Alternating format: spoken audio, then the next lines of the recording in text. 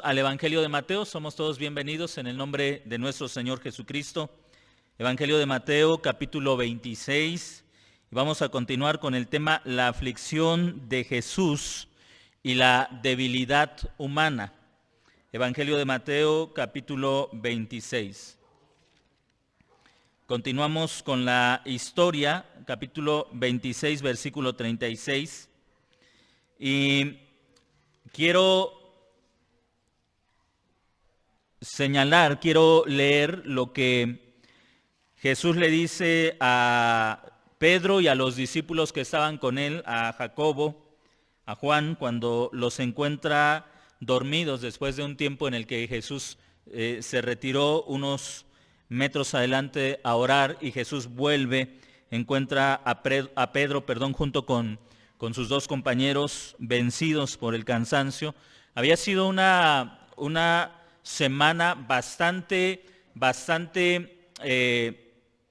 ardua, mucho trabajo, se estaba preparando la Pascua que ellos ya habían comido, así que había sido una semana de mucha actividad y es entendible que los discípulos estaban físicamente agotados. También esos momentos en los que el Señor Jesús se sienta con los discípulos a comer la cena, los discípulos preparado todo lo necesario para sentarse a comer esa cena, habían preparado todo lo que la ley requería para la celebración de la cena y todo esto había traído una fatiga física a los discípulos. El propio Jesús estaba agotado físicamente. Y todo esto puede hacernos entender por qué cuando Jesús le pide a los discípulos que velen, y aquí entendemos la palabra velar como estar despiertos, estar con los ojos abiertos, como cuando Jesús le pide a los discípulos que velen, para ellos les es difícil por la semana tan ajetreada, tan llena de trabajo que han tenido. En el verso 40, Jesús regresa a estos tres discípulos y los halla durmiendo. Y Jesús le hace esta pregunta a Pedro: ¿no pudiste velar conmigo una sola hora? Y en el verso 41 Jesús les reitera la orden, les reitera el mandato, la instrucción: velen y oren para que no entren en tentación.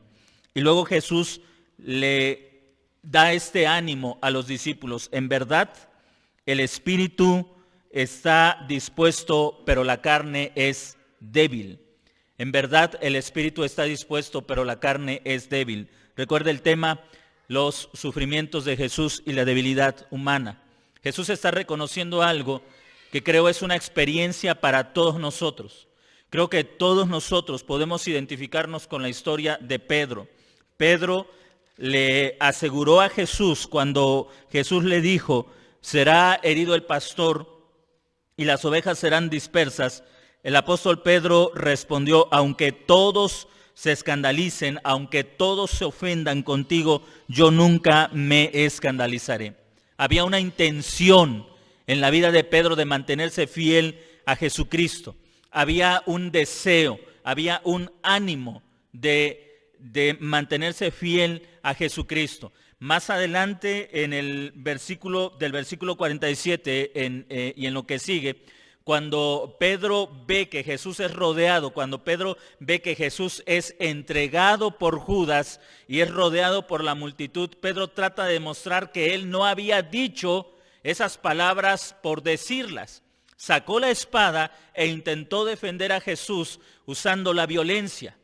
Creo, hermanos, que todos nosotros podemos entender a Pedro si somos honestos, si somos humildes, si somos sinceros. Podemos ver en Pedro un reflejo de nuestra propia persona y de lo débiles que somos. ¿Cuántas veces nosotros hemos tenido la disposición? Como puedo analizar mi vida a la luz de la palabra de Dios y observar en la vida de Pedro lo que ha pasado en mi propia vida. He encontrado en mi propia vida mucha disposición para servir al Señor, para serle fiel, para mantenerme firme. Como pastor me he sentado a lo largo de los años que llevo ejerciendo el ministerio pastoral, me he sentado con jóvenes, con adultos, con hombres, con mujeres, con ancianos, con hombres maduros. Me he sentado a escuchar la disposición que tienen de hacer algo para el Señor.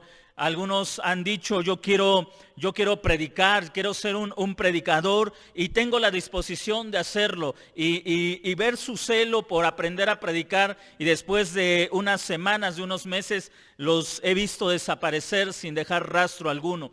He visto a hombres, a mujeres decir, quiero ser una persona distinta y ahora me voy a esforzar, voy a echarle ganas, ahora sí voy a poner todo de mi parte para hacer las cosas diferentes. Y pasando unas semanas, unos meses, ya ni siquiera unos años, porque somos tan rápidos para cambiar de opinión, el fervor simplemente se desvanece, el fervor desaparece. He visto a gente sentarse y tomar una decisión y decir, voy a hacer esto, para después levantarse y olvidarse de esa decisión que tomaron. Así es la condición humana, así somos. En nuestra naturaleza humana tenemos muchas intenciones, tenemos muchos deseos, tenemos muchas buenas intenciones, pero las buenas intenciones no cambian y no son suficientes para hacer una transformación en nuestra vida. Si usted es honesto, si usted es honesta como hombre, como mujer, como jóvenes, y se observan honestamente y hacen una lista de tantas buenas intenciones que han tenido, que le han dicho a otra persona, que le han dicho probablemente a sus papás, al pastor o algún pastor en alguna ocasión, a algún hermano, algún miembro de la congregación, y le han hablado de sus intenciones y observan su vida, se van a dar cuenta que muchas de las cosas que desearon, que intentaron, que quisieron, que anhelaron, que se propusieron, muchas de esas cosas nunca las alcanzaron y nunca las hicieron. Nunca. Quisiera que en esta tarde usted pudiera darse cuenta, a la luz de la palabra de Dios, y revisar con honestidad su propia vida, y pudiera darse cuenta dónde está la razón por la que tantas cosas que nos disponemos a hacer y que nunca llegamos a hacer, que quedan en el baúl de nuestros recuerdos, y que quizá en algún tiempo podemos decir, hace tanto tiempo yo deseé hacer algo, yo quise aprender más de la Biblia, quise estudiarla, quise orar más, quise hablarle a alguien, quise hacer esto, quise hacer aquello, quise apoyar un ministerio, quise ayudar a alguna persona, y esos quise se quedaron ahí en el simple deseo y en la simple ocasión de querer, pero jamás llegaron a un cumplimiento. Yo quiero que usted se dé cuenta cuál es la razón del por qué con tanta facilidad fracasamos. Pedro era un hombre que, humanamente hablando, estaba decidido. ¿Usted cree que Pedro no era sincero cuando en el versículo 33 del capítulo 26 él le dice a Jesús, aunque todos se escandalicen, yo nunca seré escandalizado? ¿Cree que él no estaba siendo sincero con Jesús? ¿Cree que él nada más estaba hablando por hablar? ¿Cree que él solamente estaba aprovechando la oportunidad para demostrar una imagen, para hablar de algo que él no era? Pedro era un hombre sincero, pero también sinceramente equivocado, porque era un hombre que dependía en sus propias fuerzas. La razón por la que la razón por la que esos deseos jamás los llegamos a alcanzar, y de verdad le pido que pudiera usted hacer una lista mental de cuántas cosas ha deseado usted hacer para cambiar su vida, para tener una vida mejor, un matrimonio mejor, una crianza mejor, un testimonio mejor. ¿Cuántas cosas usted ha pensado, voy a hacer esto, ahora voy a hacer esto? Incluso yo no sé cuántos de ustedes han comprado un libro y han dicho, ahora sí, voy a leer este libro, para no tomarlo más que el día que lo compraron, hojearlo y ponerlo en una repisa, ponerlo en el librero y nunca más tomarlo, porque quiero enfatizarlo y quiero grabarlo en su corazón. El deseo no hace ningún cambio en nuestra vida y usted tiene que llegar a entenderlo. A lo largo de los años que llevo de ministerio, he aprendido a ver con un poco más de paciencia y un poco más de serenidad, de objetividad, tanto mi vida como la vida de otros. He visto, le repito, se han acercado a mí personas y me han dicho, hermano o pastor, ahora sí me propongo hacer esto porque quiero ser diferente. Y mi único deseo es que aquella persona en sus tantos y tantos intentos llegue al punto de entender que mientras siga intentando ser diferente en su propia carne, en sus propias fuerzas, seguirá chocando contra el mismo muro de siempre. La incapacidad, porque el deseo no cambia a ninguna persona. El apóstol Pedro era un hombre sincero cuando le dijo a Jesús, y todos los discípulos que estaban ahí rodeando a Jesús eran hombres sinceros cuando le dijeron a Jesús, aunque todos te nieguen, yo no te negaré. Los demás dijeron lo mismo, nosotros tampoco te vamos a negar, nosotros tampoco nos vamos a ofender, nos vamos a escandalizar contigo, nosotros tampoco te vamos a dejar. Pero ellos lo dejaron. Y Jesús llega al punto y hace dos cosas que nosotros necesitamos entender. Les demuestra la incapacidad de la fortaleza humana y la necesidad de la dependencia de Dios. Creo que a propósito Jesús toma a estos tres hombres, porque estos tres hombres serían considerados el día de mañana, es decir, en la sucesión, en el progreso del Evangelio, estos tres hombres serían consideradas las columnas de la iglesia de Jesucristo, Pedro, Jacobo y Juan, unos hombres importantes en la edificación de la iglesia, y el Señor Jesucristo tiene que mostrarles que el trabajo al que han sido llamados, la tarea que tienen que realizar, no puede ser desarrollada con la capacidad y con la fortaleza plenamente humana. El apóstol Pablo en ese momento no figuraba dentro del grupo de los 12, pero él también lo aprendió. Cuando Pablo escribe la carta a los Corintios, el apóstol Pablo hace una afirmación realmente sorprendente que debe llamarnos la atención, que Dios ha puesto la gloria del Evangelio en vasos de barro, en personas incapaces, para que la gloria sea de Él y no de nosotros. Y estos hombres están a punto de darse cuenta que las mejores intenciones que ellos tengan, que los deseos que ellos tengan, no sirven de absolutamente nada si ellos no aprenden a depender de Dios. Llegamos al versículo 39.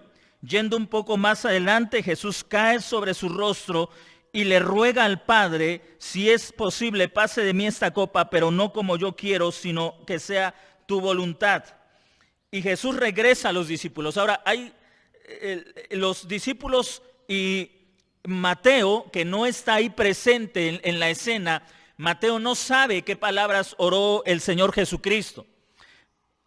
Probablemente Mateo se quedó con los otros discípulos que estaban guardando el perímetro, que estaban ahí, que probablemente también se quedaron dormidos. Así que nadie escuchó lo que Jesús estaba orando.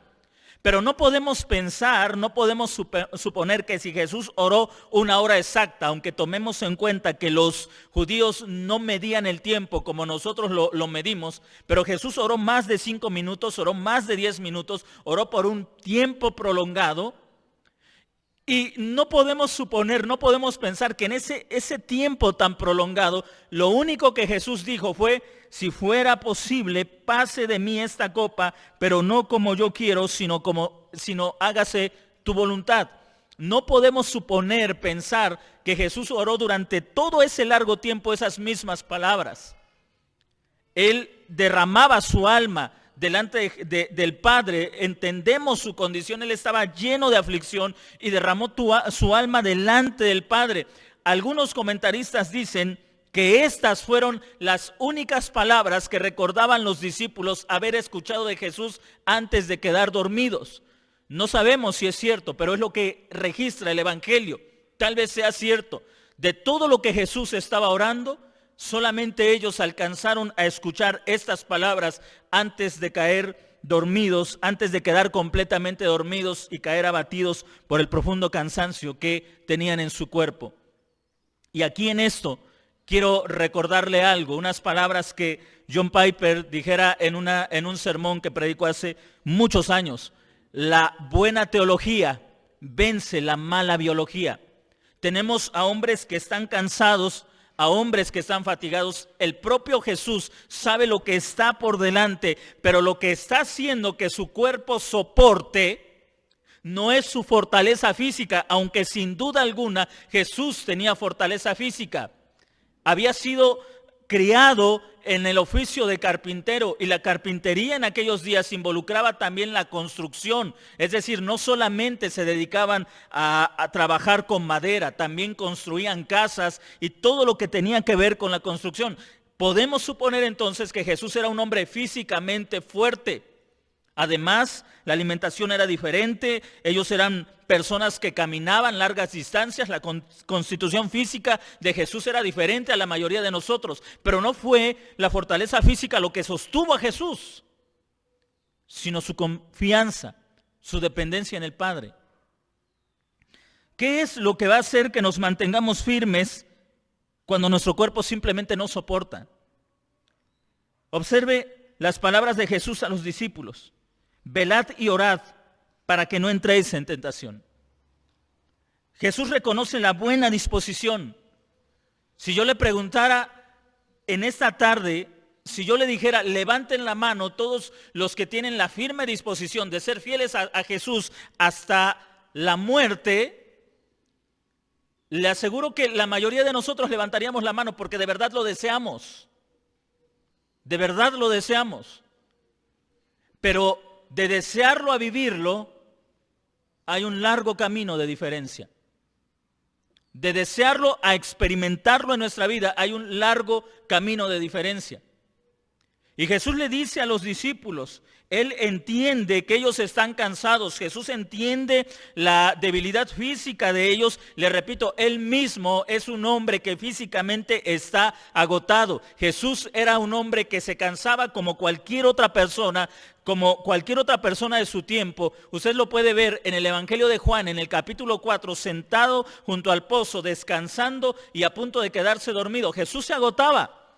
Los evangelios nos relatan a Jesús a veces durmiendo en la embarcación o separándose de la multitud y buscando un lugar solitario para descansar, para dormir. Jesús experimentaba el sufrimiento y la debilidad física, pero el momento en el que estaban atravesando no podía Jesús dormir. Y esto es como algunas personas o como escuchamos a veces esas expresiones, ¿cómo puede esa persona dormir cuando está llena de problemas? Y a veces decimos, es que porque tiene tanta paz. Pero observe a los discípulos. Ellos están durmiendo cuando la hora que Jesús había anunciado estaba cerca. Jesús en otro evangelio dice que llegaría la hora del maligno, es decir, donde Satanás atacaría a Jesús y a sus discípulos para intentar destruirlo antes de que él bebiera la copa de la ira de Dios. Así que Jesús está rodeado por sus enemigos, no solamente los físicos, los espirituales. Satanás y sus huestes han de rodear a Jesús y han de llevarlo a la cruz. Ahí en la cruz no es Satanás quien va a levantarse en contra de Jesús. Ahí en la cruz Satanás va a ser derrotado, pero antes de la cruz Satanás se ha organizado y ha orquestado un plan para destruir a Jesucristo. Pero Jesús no le teme a eso. Hemos visto que Él ha de beber la copa de la ira de Dios, y quien ha de levantar esa copa y quien se la ha de poner en los labios a Jesús es el mismo a quien Jesús está orando en ese momento, es el Padre. Pero los discípulos estaban desapercibidos de toda esa situación, hermanos. Estaban completamente desapercibidos. Ellos estaban completamente velados ante la crudeza, ante la realidad que estaban por enfrentar. Ellos pensaban que esto no se iba a poner tan mal. Ellos pensaban que al final la cruz iba a ser evitada por Cristo y que Dios iba a aniquilar a sus enemigos y Jesús iba a ser reivindicado sin necesidad de ir a la cruz. Por eso ellos estaban durmiendo. Lo que Jesús hace es llevar toda su aflicción, pero esa aflicción no es lo que la gente ha puesto sobre él, sino lo que la Escritura ha puesto sobre él. Y quiero que usted aprenda a hacer una diferencia. Muchas veces nos llenamos de aflicciones que la gente pone sobre nosotros. Que las noticias, que nuestra cultura, que nuestro pensamiento, que el gobierno pone sobre nosotros y nos llenamos de aflicciones. Ahora, Jesús no se estaba llenando de aflicciones que le estaba imponiendo la circunstancia. No es que llegó por ahí Pedro y le dijo: maestro, ¿sabes que los fariseos y los sacerdotes están organizando al pueblo porque quieren destruirte? Y que Jesús respondiera: ay, Dios mío, yo no lo sabía. Gracias, Pedro, por avisarme. Ay, Señor, ¿qué es lo que voy a hacer ahora? La gente está planeando algo en mi contra. Dios mío, ¿qué es lo que voy a hacer? Jesús no se está dejando llenar de todo lo que está pasando porque Él conoce la Escritura. Nosotros nos dejamos llenar de tanta ansiedad porque a veces somos más prestos para oír lo que se dice en las noticias, lo que dice el gobierno, lo que dicen incluso algunos cristianos que no conocen la Biblia, pero que quieren guiarnos. He visto muchas imágenes en las redes sociales con mensajes como estos: las cosas se van a poner peor, Jesucristo viene, la gran tribulación ya va a empezar. Y todo eso llena de tanta ansiedad a la gente porque no conoce la Escritura. Se llenan de ansiedad. Entonces, por un lado escuchan las noticias de gente que es impía, que tiene una percepción torcida y equivocada de la realidad. Por otro lado, escuchan comentarios equivocados del Evangelio y entonces se llenan de tanta ansiedad que no pueden soportar. Pero es porque no conocen las Escrituras. Jesús conocía las Escrituras. Cuando Él le decía a sus discípulos: el Hijo del Hombre tiene que ser entregado en manos de pecadores e ir a la cruz, Él no está leyendo lo que está pasando. Él no está diciendo: bueno, según yo entiendo cómo está la situación, es muy seguro que si durante 3 años esta gente no me ha escuchado, lo más probable es que terminen asesinándome y que yo tenga que morir en una cruz. Jesús no está leyendo las circunstancias, Jesús está entendiendo las Escrituras. No es un analista. Jesús es un profeta. Usted se puede sentar a observar la situación y decir: bueno, desde mi punto de vista, así como va la situación, yo creo que para diciembre esto va a estar peor y económicamente nos va a ir así y así. Usted puede hacer una percepción analista, pero la iglesia tiene un ministerio profético. Y cuando hablo de un ministerio profético, no estoy hablando de la equivocada percepción de la profecía que se tiene en la actualidad, sino hablar la palabra de Dios, interpretar la palabra de Dios y entonces dar un mensaje a la sociedad basados en lo que Dios ha revelado tan claramente en la Escritura y particularmente en la persona de Jesús, el Verbo hecho carne.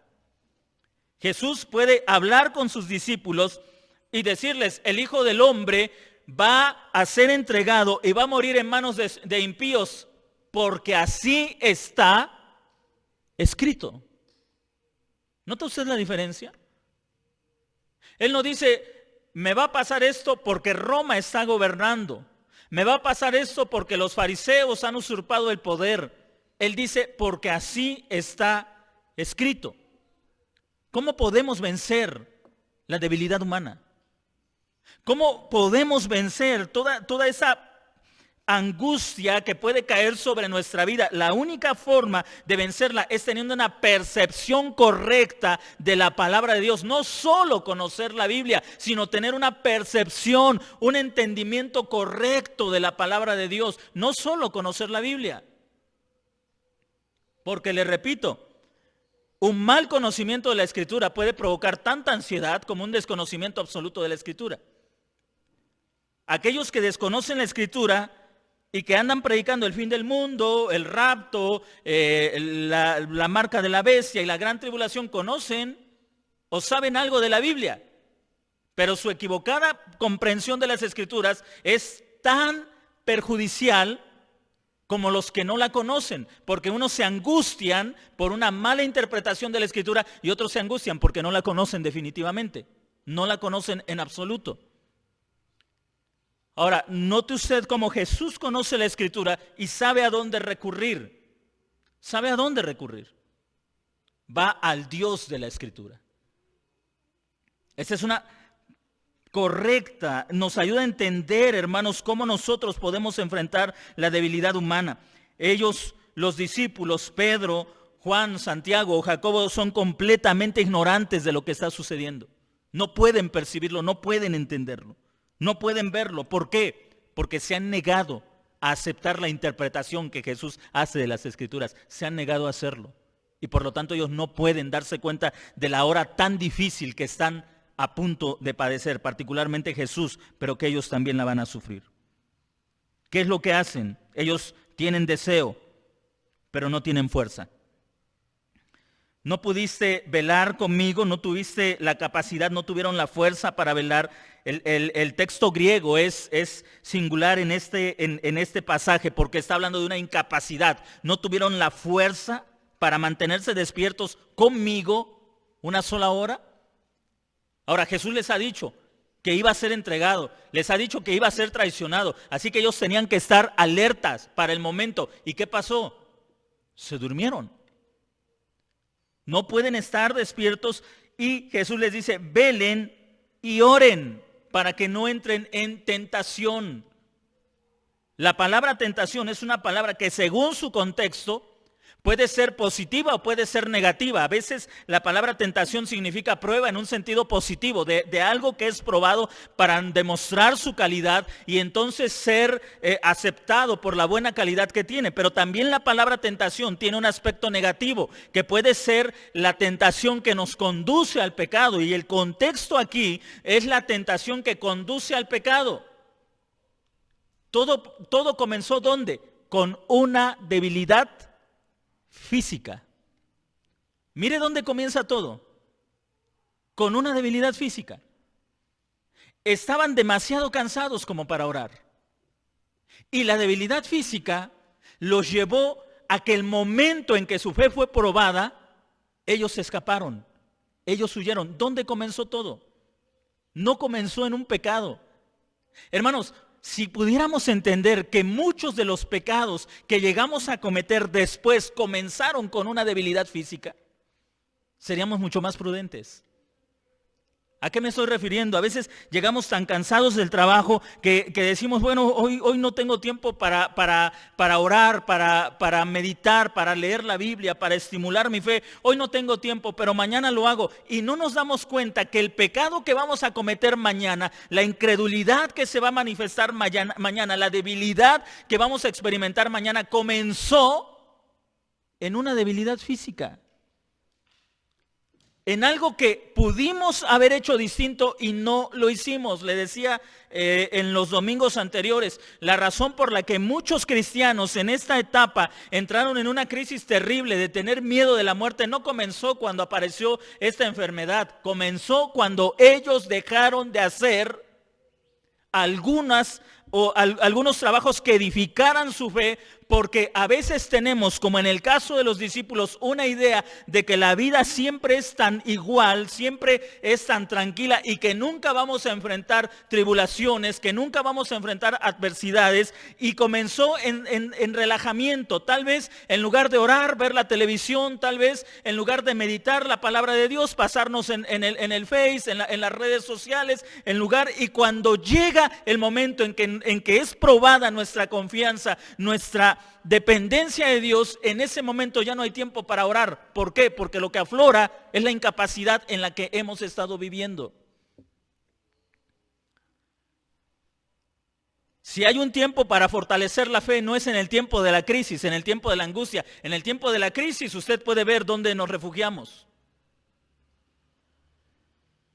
No es cuando llega la crisis que la fe se fortalece, es antes de la crisis que la fe se fortalece. No es en la cruz que Jesús comenzó a orar, Padre, si fuera posible, pase de mí esta copa. Es antes de ser aprendido que Jesús estaba fortaleciendo un cuerpo que es naturalmente humano y naturalmente débil. Si usted puede lograr entender que por naturaleza su cuerpo es débil y siempre le va a arrastrar a lo complaciente, a lo que es fácil, a lo que no requiere ningún esfuerzo. No voy a hacer esto porque estoy cansado. No voy a caminar más porque estoy cansado. No voy a hacer esto, a estudiar más porque tengo mucho sueño. Y mire, ¿cuántos se vencen a la debilidad humana? Comienzo a leer mi Biblia y me da sueño. Bueno, Señor, tú sabes que yo deseo aprender de la Biblia, pero ahora tengo mucho sueño y estoy cansado. Quiero orar, pero no puedo, me siento muy cansado para hacerlo y lo hago otro día cuando lo desee. Y usted se va a dar cuenta que en este cuerpo jamás vamos a desear orar, jamás vamos a desear aprender la palabra de Dios, porque siempre hay algo que nuestro cuerpo quiere para ser complacido.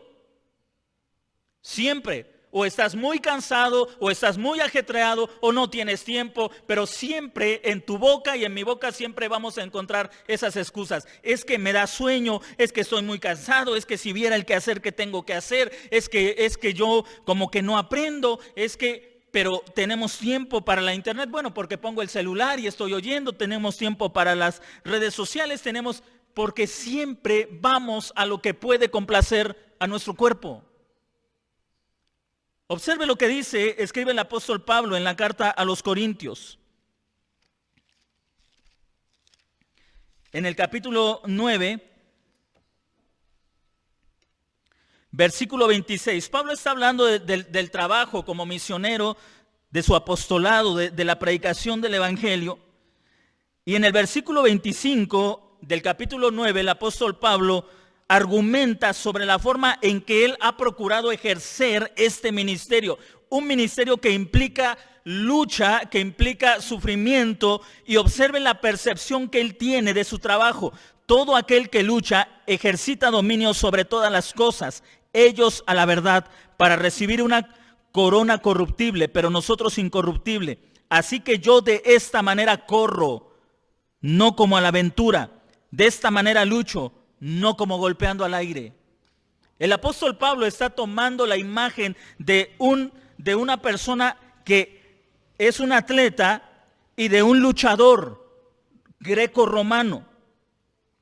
En el caso del atletismo dice, yo de esta manera corro, no como a la aventura. Los corredores de maratones entrenaban para soportar ¿cuánto? Pues la distancia de ese maratón, que no recuerdo ahorita se los dejo de tarea. 42 kilómetros. Ok, 42 kilómetros. ¿Alguna vez usted ha intentado correr? No, yo ya no voy a correr porque eso es muy agotador. ¿Se da cuenta cómo somos muy complacientes? Muy complacientes. Queremos tener buena salud, pero no queremos tener buena alimentación. Queremos tener buena condición física, pero no queremos hacer ejercicio. Queremos ser cristianos maduros, pero no queremos ejercitar nuestra fe. Queremos saber la Biblia, pero no queremos leerla. Queremos saber interpretarla, pero no queremos estudiar para aprender a interpretarla. Queremos predicar, pero no queremos aprender el proceso de lo que implica la predicación. Queremos enseñar a otros, pero no queremos dejarnos enseñar. Somos complacientes. Queremos vencer el pecado, pero no queremos luchar contra el pecado. Somos complacientes. Dice el apóstol Pablo, sino que trato con severidad mi cuerpo y lo reduzco a servidumbre. Ahora, el apóstol Pablo no está, hermanos, diciendo que hay como una dualidad, que dentro de él hay un Pablo y otro Pablo, sino más bien está reconociendo la debilidad del cuerpo físico. El cuerpo físico es corruptible y por lo tanto débil. Pero lo que nos está enseñando el apóstol Pablo es lo que aprendió seguramente Pablo en las enseñanzas de Jesús, que lo que hace que la debilidad física sea mantenida a raya es la fortaleza espiritual. Es decir, si usted depende de su cuerpo para todo servicio, para todo lo que el Señor requiere de usted, usted va a fracasar. porque el cuerpo siempre va a estar agotado o enfermo o cansado o debilitado. Siempre. Siempre. Siempre el cuerpo va a tener algo por el cual usted no puede crecer en su vida espiritual. ¿Qué implicaba el velar? Regresamos a Mateo capítulo 26, versículo 41. ¿Qué implicaba velar? Manténgase despierto. Ahora, no espiritualicemos esto. Lo que Jesús les estaba pidiendo era algo simple: manténganse despiertos, estén alerta, estén viendo qué pasa. Los discípulos eran como estaban actuando más bien como turistas. Si usted se sube a un autobús, es muy común, para mí es muy difícil dormir, ya sea en un autobús de copiloto, de acompañante, es muy difícil dormirme, no me puedo dormir. Pero yo he visto a personas que se suben a un autobús, a un coche, y apenas avanza el carro, los volteo a ver y están profundamente dormidos. Profundamente dormidos. La paz o la edad, no sé. Pero están profundamente dormidos. Yo no puedo, siempre voy viendo qué va pasando, dónde estoy, en qué lugar estamos. A veces hasta me estreso porque veo que el conductor va pestañeando y digo, Dios mío, creo que se quiere dormir. Jesús les estaba pidiendo algo a estos discípulos: no se duerman. ¿Qué implicaba eso? Vencer su carne, vencer su cuerpo. Ellos tenían sueño. Ellos querían acostarse a dormir. Les repito, la semana había sido ardua, mucho trabajo, pero era tiempo de estar despiertos. No podían. Mire lo que hemos estado diciendo: la soberanía de Dios no limita o no quita la responsabilidad humana. Jesús sabía que ahí iba a ser aprendido, pero eso no quitaba que ellos estuvieran alerta, que fueran conscientes, que los vieran venir, que pudieran decir los discípulos: maestro, como tú dijiste, allá viene la turba guiada por Judas, ya vienen por ti. Ellos estaban como si Jesús jamás les hubiera advertido que esta situación iba a pasar. Con el peligro de exigir con el peligro de llevar mucho al límite la escritura, muchos cristianos en medio de esta situación de enfermedad de repente actúan como si Jesús jamás hubiera dicho: en el mundo tendréis aflicciones. Como que esperan que la vida cristiana sea sin sufrimientos, sin adversidades, y de repente una enfermedad muy mínima, muy leve, y el corazón empieza a saltar y a decir: maestro, ten piedad de mí, ¿qué va a pasar de mí? Hermanos, Jesús nos advirtió que en este cuerpo corruptible el sufrimiento sería necesario, natural, común, constante, tanto que el apóstol Pedro tuvo que decirle a la iglesia a la que les estaba escribiendo: no se sorprendan de la prueba que ha venido sobre ustedes como si algo extraño les aconteciese. Hermano, me enfermé de COVID. ¿Y por qué te sorprendes? A menos que fueras extraterrestre. Por lo que sea, los extraterrestres no les da, creo que ni a los marcianos, ni a los jupiterianos, ni a los venusinos les da. Pero si eres terrestre te va a dar. ¿Por qué te sorprendes?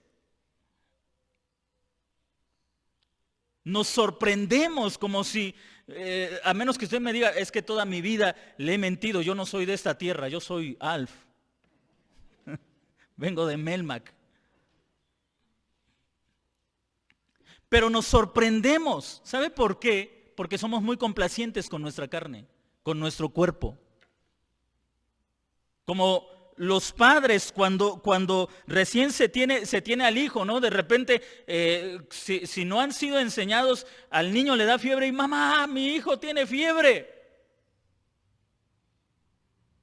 Pues como si fuera el primero en toda la historia humana que le dio fiebre. Todos los hijos se enferman de fiebre, todos se enferman del estómago, ¿o no es verdad?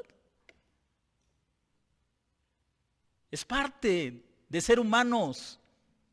Es parte de ser seres humanos, es parte de habitar un cuerpo corruptible que el Señor dijo, polvo es y al polvo tiene que volver, es parte de habitar un cuerpo corruptible.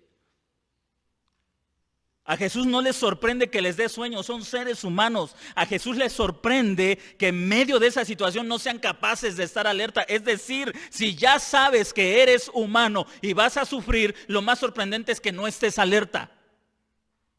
Si ya sabes que en este cuerpo humano vas a sufrir, lo más sorprendente es que no estés preparado para el sufrimiento. Eso es lo sorprendente. Eso es lo que Jesús está diciéndole a los discípulos. Cómo ellos pueden vencer la debilidad en su cuerpo físico estando alertas y orando. Y en ese sentido es luchar contra el cuerpo que siempre quiere lo que es más fácil. Siempre quiere lo que es complaciente.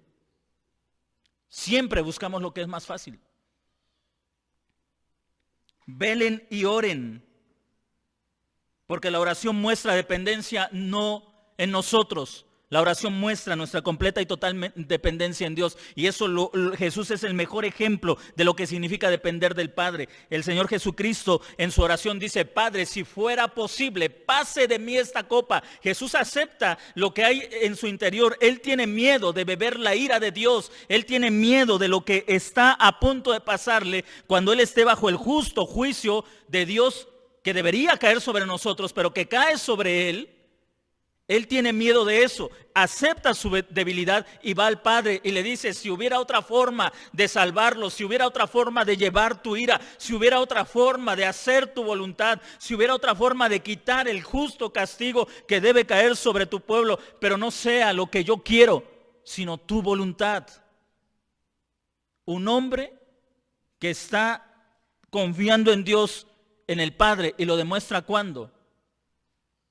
Él no sale por la vida diciendo a los discípulos, yo soy hijo de Dios y a mí nada me va a pasar, como muchos cristianos tienen la tonta idea de decir, yo soy cristiano y a mí nada me va a pasar.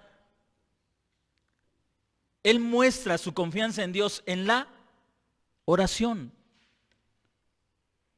Su confianza y dependencia en Dios en la oración, y es capaz de decir que sea la voluntad del Padre.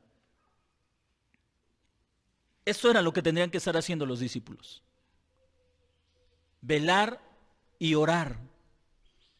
Orar para no entrar en esa tentación que los llevaría al pecado. Y le repito, ¿dónde se originó todo? En una debilidad humana. Jesús le dice, el espíritu, a la verdad el espíritu está dispuesto. Hay disposición, hay deseo, pero su cuerpo es débil. Ahora observe, quiero concluir con esto. Jesús va por segunda vez, ora, regresa y los halla durmiendo. Estaban muy cansados, seguramente ya no estaban durmiendo con la misma tranquilidad. Cuando Jesús regresa hacia donde están ellos, se despiertan tratando de simular que no estaban dormidos. Regresa por tercera vez y ora otra vez y regresa en el verso 45 y les dice a los discípulos, duerman el tiempo que resta.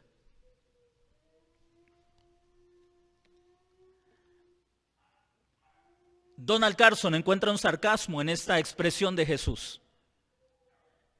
Y parafraseando al doctor Carson, él dice que era algo así como si Jesús les estuviera diciendo a ellos, ya es muy tarde para que se pongan a orar, porque el momento ha llegado. Ahora, duérmanse.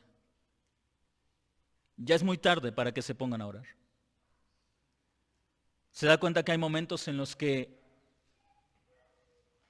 orar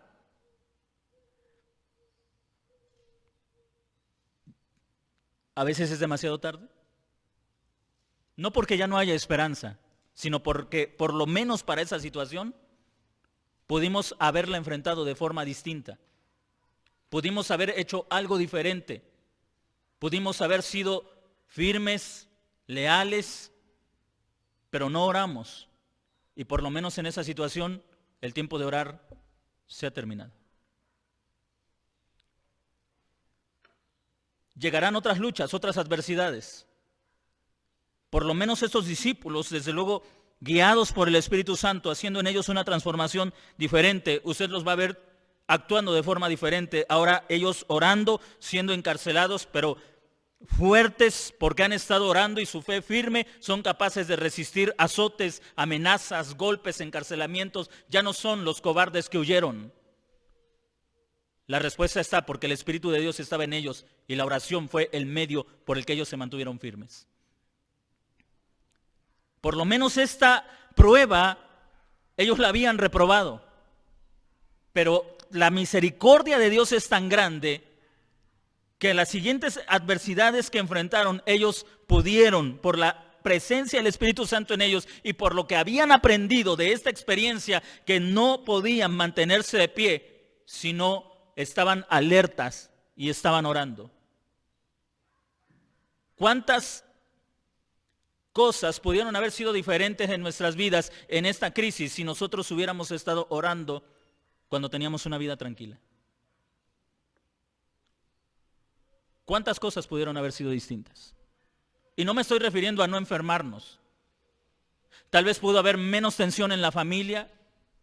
Tal vez pudo haber menos incredulidad en la familia. Tal vez pudo haber menos desesperanza en la familia. Tal vez pudo haber menos pleitos en la familia.